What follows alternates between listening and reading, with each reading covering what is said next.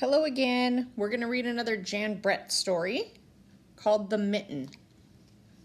Once there was a boy named Nicky who wanted his new mittens made from wool as white as snow.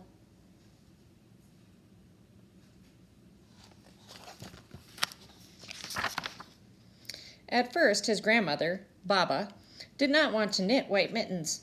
If you drop one in the snow, she warned, you'll never find it. But Nicky wanted snow white mittens, and finally, Baba made them.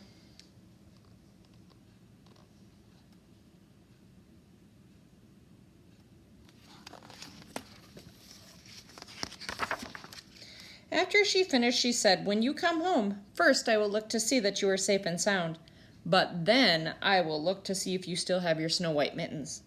So off Nicky went, and it wasn't long until one of his new mittens dropped in the snow and was left behind. Do you see the mitten? It's down here, blending in with the snow.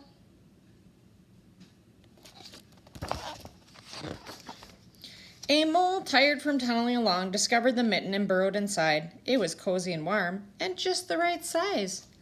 So he decided to stay.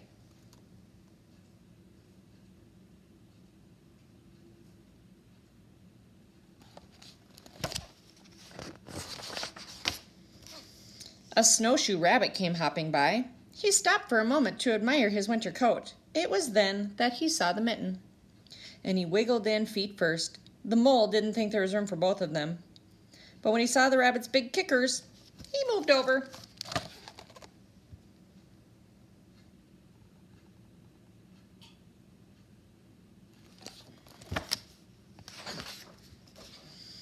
Next, a hedgehog came snuffling along. Having spent the day looking under wet leaves for things to eat, he decided to move into the mitten and warm himself. The mole and the rabbit were bumped and jostled, but not being ones to argue with someone covered with prickles, they made room.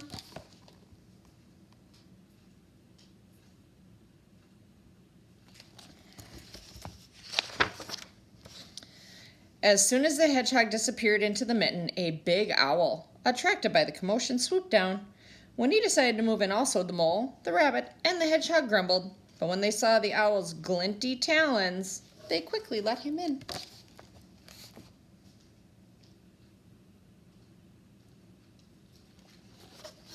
It's a big mitten. Up through the snow appeared a badger. He eyed the mitten and began to climb in. The mole, the rabbit, the hedgehog, and the owl were not pleased. There was no room left, but when they saw his diggers, they gave him the thumb.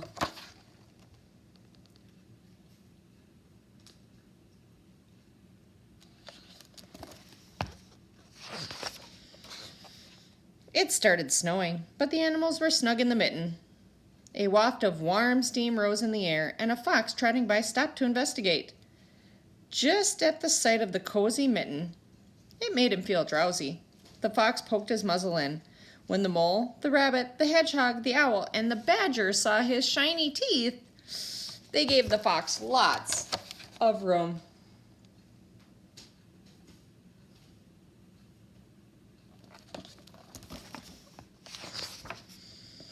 A great bear lumbered by. He spied the mitten all plumped up. Not being one to be left out in the cold, he began to nose his way in. The animals were packed tightly as could be, but what animal could argue with a bear? The mitten swelled and stretched. It was pulled and bulged to many times its size, but Baba's good knitting held fast.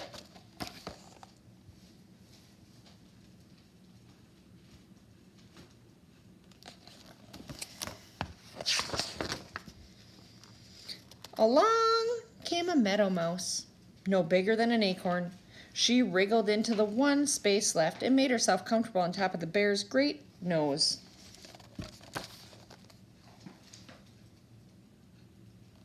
And there is Nicky realizing he lost one mitten. The bear, tickled by the mouse's whiskers, gave an enormous sneeze. Ha, ha, ha, achoo! The force of the sneeze shot the mitten up into the sky and scattered the animals in all directions. There they are, all flying through the air. Nicky, he's looking for his mitten. On his way home, Nicky saw a white shape in the distance. It was the lost mitten silhouetted against the blue sky.